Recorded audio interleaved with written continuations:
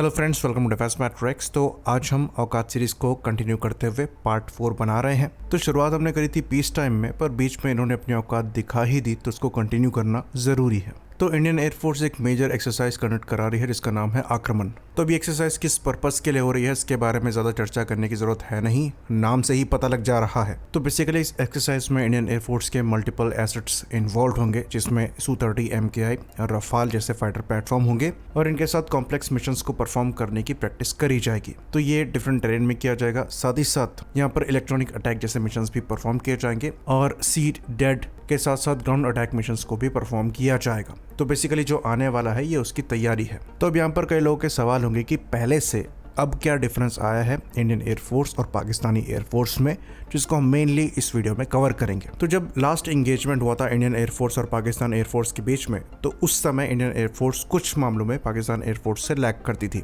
जिसके अंतर्गत जो बियॉन्ड विजुअल रेंज कैपेबिलिटी थी ये पाकिस्तान एयरफोर्स की ज़्यादा बेहतर थी। F-16 के पास AIM-120 C5 AMRAAM के वर्जन्स थे जो कि लॉन्गर रेंज में टारगेट को हिट करने की सहूलियत प्रोवाइड कराते थे। उनके कंपैरिजन में इंडिया के पास जो लॉन्गेस्ट रेंज की BVR मिसाइल थी ये रशियन R-77 थी, जो कि 80 से 100 किलोमीटर के अप्रॉक्स आपको मारक क्षमता प्रोवाइड कराती है। तो ये एक बड़ा नेगेटिव पॉइंट था। दूसरा जो बड़ा नेगेटिव पॉइंट था वो ये था कि हमारी जो डेटा लिंकिंग कैपेबिलिटी है ये ऑलमोस्ट नॉन एग्जिस्टेंट थी और इसलिए इलेक्ट्रॉनिक अटैक में हमें परेशानी हुई थी। बाकी जो air to surface weapon options थे वो भी लिमिटेड थे और स्टैंड ऑफ कैपेबिलिटी भी हमारी लिमिटेड थी। अब क्या हुआ है कि इन सभी मामलों में इंप्रूवमेंट्स हुए हैं और आज हम पाकिस्तान पर लीड बनाए हुए हैं। बियॉन्ड विजुअल रेंज कैपेबिलिटी की बात करें तो इंडिया के पास first look first shoot capability है, क्योंकि हम मेटियोर मिसाइल को इस्तेमाल करते हैं जहां पर मैक्सिमम रेंज 200 किलोमीटर के अप्रॉक्स की बताई जाती है और यहां पर इफेक्टिवनेस पहले से काफ़ी ज़्यादा है। इसके कंपैरिजन में पाकिस्तान ने भी कैचअप करने की कोशिश करी और चाइना से ये J-10CE फाइटर लेकर आए। J-10CE फाइटर एक काफ़ी डिसेंट फाइटर है। इसके साथ इनको PL-15 मिसाइल भी मिली जिसकी मैक्सिमम रेंज 145 किलोमीटर के अप्रॉक्स की बताई जाती है, पर ये एक ड्यूल पल्स वाली मिसाइल है तो ये मैक्सिमम रेंज पे इफेक्टिव नहीं होगी। वहीं पर जो मीटियोर है ये एक लॉन्गर रेंज में इफेक्टिव होगी, क्योंकि ये solid fuel ducted ramjet technology को इस्तेमाल करती है, इसलिए अपनी एनर्जी को सस्टेन कर सकती है। तो मीटियोर एक बेटर मिसाइल है। रफाल एक बेटर प्लेटफॉर्म है, वहाँ पर आपको इंटरनल इलेक्ट्रॉनिक वॉरफेयर कैपेबिलिटी मिल जाती है। सेंसर स्वीट कॉम्बिनेशन भी पहले से ज़्यादा बेहतर है। तो एक बेटर प्लेटफॉर्म के साथ हमें फर्स्ट लुक फर्स्ट शूट की कैपेबिलिटी मिलेगी। साथ में J-10 के मुकाबले रफाल के नंबर्स भी इंडियन एयरफोर्स के पास ज़्यादा हैं। बाकी बात करें डेटा लिंक की, तो हमारे जो प्लेटफॉर्म्स हैं इनमें सॉफ्टवेयर डिफाइंड रेडियोस को इंटीग्रेट कर दिया गया है। BNet सॉफ्टवेयर डिफाइंड रेडियोस हमारे मोस्टली प्लेटफॉर्म में इंटीग्रेट हो चुके हैं, जो कि काफ़ी advance data linking capability provide कराते हैं। तो प्रॉपर जैम रेजिस्टेंस आपको यहाँ पर मिल जाता है। साथ ही साथ Su-30 MKI में भी एयर टू एयर मिसाइल का अपग्रेड हुआ है। पहले जो R-77 मिसाइल थी उसके कंपैरिजन में अब अस्त्र मार्क 1 मिसाइल सर्विस में आ गई है, जो कि मैक्सिमम 110 किलोमीटर की रेंज में टारगेट को हिट करने में सक्षम है, जो कि कैपेबिलिटी वाइज इक्विवेलेंट है और कई मामलों में बेहतर है पाकिस्तान की AIM-120 C5 AMRAAM से। बात करें स्टैंड ऑफ कैपेबिलिटी की, तो हमारे द्वारा हाल ही के दिनों में multiple air to surface missile systems को सर्विस में इंडक्ट किया गया है, जिसके अंतर्गत रुद्रम सीरीज के मिसाइल्स हमारे द्वारा टेस्ट करी जा रही हैं। रुद्रम 2 जो है ये आपको ऑलमोस्ट 300 से 350 किलोमीटर तक की स्ट्राइकिंग रेंज देती है। तो जो air defence systems Pakistan air force द्वारा इस्तेमाल किए जाते हैं या फिर पाकिस्तानी आर्मी द्वारा इस्तेमाल किए जाते हैं, ये उनको स्टैंड ऑफ रेंज से डिस्ट्रॉय करने के लिए मोर देन एनफ है। उसके बाद रैम्पेज जैसी स्टैंड ऑफ मिसाइल को यहाँ पर सर्विस में इंडक्ट किया गया है, जो कि 250 किलोमीटर की रेंज में टारगेट को हिट कर सकती है, वो भी सुपरसोनिक स्पीड से। फिर air launch ballistic missile rocks या फिर क्रिस्टल मेस 2 को भी सर्विस में इंडक्ट किया गया है। अगेन 250 किलोमीटर तक की यहाँ पर आपको मैक्सिमम रेंज मिल जाएगी। फिर कुछ ही दिनों पहले रुद्रम 3 की टेस्टिंग होते हुए भी हमने देखी, जहाँ पर आपको 500 किलोमीटर के अप्रॉक्स की मैक्सिमम रेंज मिलती है। तो हमें बॉर्डर के आसपास भी जाने की रिक्वायरमेंट नहीं है पाकिस्तान के क्रूशल टारगेट्स को डिस्ट्रॉय करने के लिए। बाकी ब्रह्मोस को हम कैसे बाहर रख सकते हैं इस कन्वर्सेशन से, तो करीबन 500 किलोमीटर के अप्रॉक्स की आपको रेंज ब्रह्मोस से मिल जाएगी, जो कि Su-30 MKI फायर करने में सक्षम होगा। तो ये तो रहा फाइटर का अपग्रेड। अब बात करते हैं एयर डिफेंस के अपग्रेड की। तो एयर डिफेंस के अपग्रेड के तौर पर MRSAM जो है इसका इंडक्शन तो हुआ ही है। आकाश मिसाइल का जो इंडक्शन है ये भी लार्ज स्केल में हुआ है।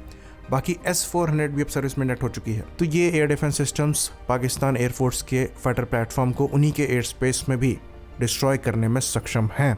इसके कंपैरिजन में जो पाकिस्तान एयरफोर्स का अपग्रेड हुआ है उसमें जो मेजर है ये J-10 फाइटर का सर्विस इंडक्शन है, जिसके साथ PL-15 मिसाइल इनको सर्विस में मिली है। बाकी और कोई बहुत बड़ा सर्विस इंडक्शन आपको नहीं दिखेगा। जो JF-17 ब्लॉक 3 है उसमें भी कहा जा रहा था कि PL-15 मिसाइल लगेगी, पर अभी तक लगी देखी नहीं गई है। जो PL-12 मिसाइल ये इस्तेमाल करते हैं वो R-77 से भी कैपेबिलिटी में नीचे है और इसलिए पिछले एंगेजमेंट में भी JF-17 को पीछे ही रखा गया था। बाकी हमने इंडियन एयरफोर्स की इलेक्ट्रॉनिक वॉरफेयर कैपेबिलिटी की भी बात नहीं करी, जिसमें अगेन मेजर इंप्रूवमेंट्स हुए हैं। कई सेल्फ प्रोटेक्शन जैमिंग पॉड को भी सर्विस में इंडक्ट किया गया है। बाकी लॉन्ग रेंज ग्लाइड बॉम्ब्स की भी टेस्टिंग करी जा रही है, जैसे कि हमें पता है। तो पाकिस्तान एयरफोर्स के मुकाबले इंडियन एयरफोर्स 2019 से काफी ज्यादा इंप्रूव्ड है। बाकी नंबर्स का एडवांटेज हमें तब भी था और आज भी है। बाकी एक और चीज हम ऐड करना चाहेंगे कि LC-तेजस भी सर्विस में इंडक्ट हो चुके हैं। फॉरवर्ड बेसिस में उनका डिप्लॉयमेंट भी है और मार्क 1 की प्रोटोटाइप से कुछ ही दिनों पहले अस्त्र मार्क 1 मिसाइल को फायर करके देखा भी गया था, तो ये मिसाइल उनसे भी कंपैटिबल है। तो Indian air force clearly upper hand रखती है पाकिस्तान एयरफोर्स पर।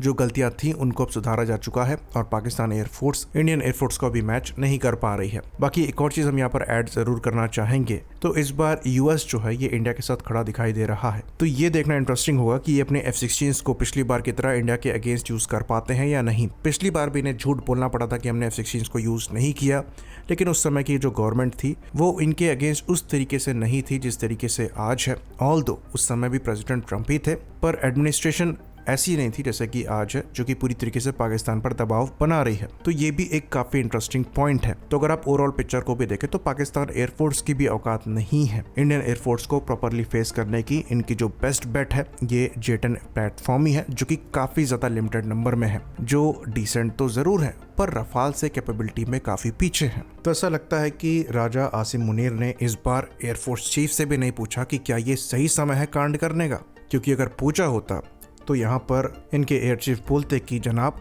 कुछ समय रुक जाइए, J-35 हम ले लेते हैं, उसके बाद जो करना है करिए। पर राजा साहब तो राजा साहब हैं, तो अब राजा साहब ने बोल दिया है तो पहले नेवी मार खाएगी, उसके बाद एयरफोर्स खाएगी।